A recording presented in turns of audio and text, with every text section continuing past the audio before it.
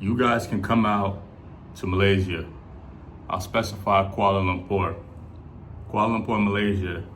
You guys can come out and get a studio, 1-bedroom apartment, maybe in the right location, with a longer lease, maybe not furnished or less furnished, even a 2-bedroom, guys, for $200 per month. You know what I'm saying? Like these are high rise. These could be luxurious or more encompassing residential rises with more amenities, right? But on average, guys, I'm seeing places, between a studio and a 1-bedroom for $200 to $300, right? I saw something where it was 800 or 830 RM for around 600 to 800 square feet. And then you have all the amenities, high rise, you got pools and all that stuff, right? And obviously, if you're not local, right, then the transportation would be a big thing for you. But yeah, next to, convenience stores and, transit lines, I mean, you're talking about spending 200 USD per month for rent, man. Like,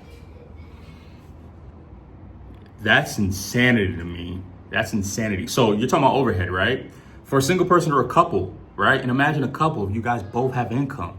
Come on, man. So overhead, right? Maybe 250, 275, let's just say 300, right? For instance, 200, overheads maybe 300, right? With, water, electricity, internet. You could probably get a package deal where your rent includes water.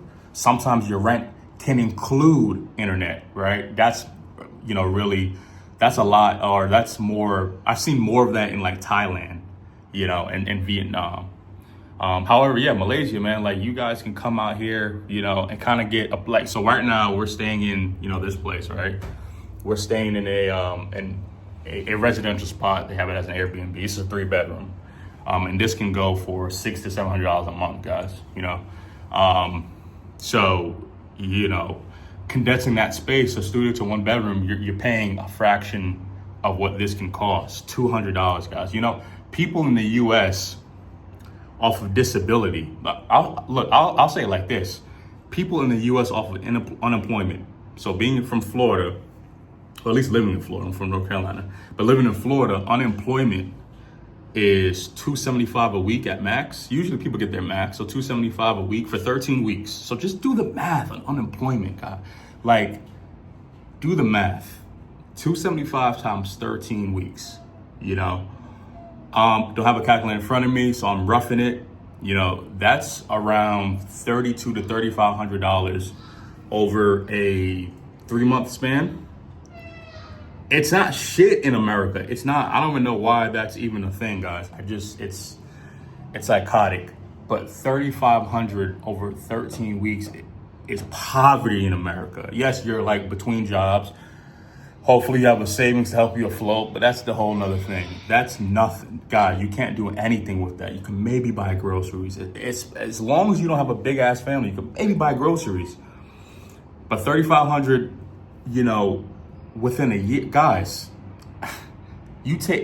imagine, just hear me out.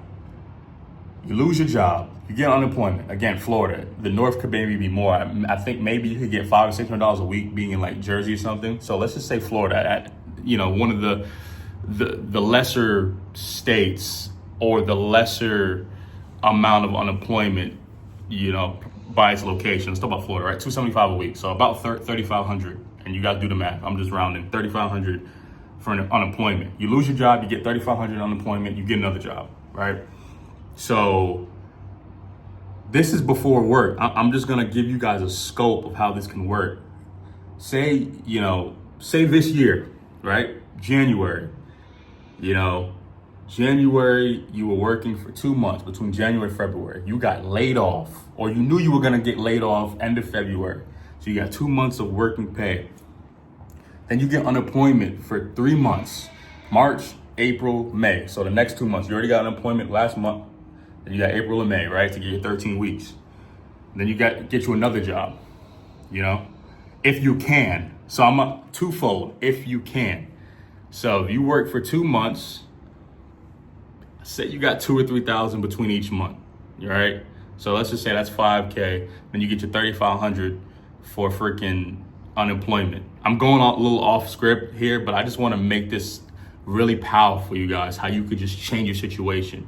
Before even looking for another job, guys, you should have income, but whatever you could have saved between January, February, and then you get your unemployment, and then you could possibly work again or find yourself a remote job, or if you just have to stay in the States to work, like, guys, you could then come over here and pay up rent for a whole year. You're talking about $200. Your whole overhead, $300 a month. That's the same as unemployment for 13 weeks in Florida, you know? For your whole overhead for an entire year. Imagine paying something for an entire year anywhere. You can't do that in the States. You cannot do that in the States. The average 1-bedroom apartment in the States average is $1,700. 1639, excuse me, to around 1750.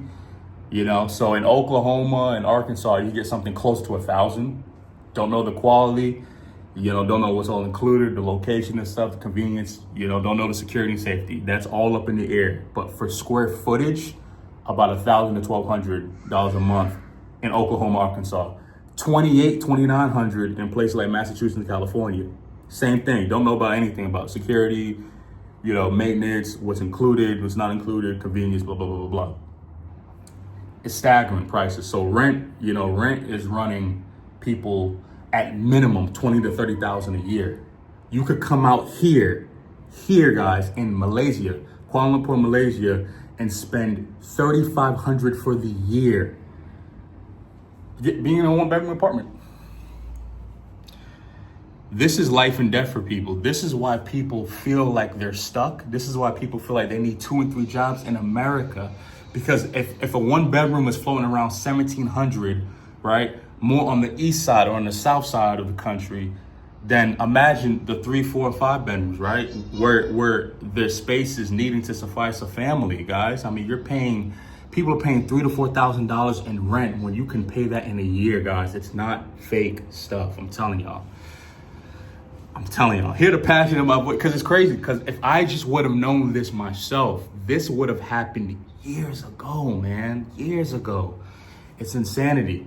It's insanity because we're in a digital age. You can create income. You can find a remote job at least. You can work part-time, or you can just save up your money, guys. You can skip college, right? Or go to college and save up that money. You know, you can save 10, 20, 30 grand, guys.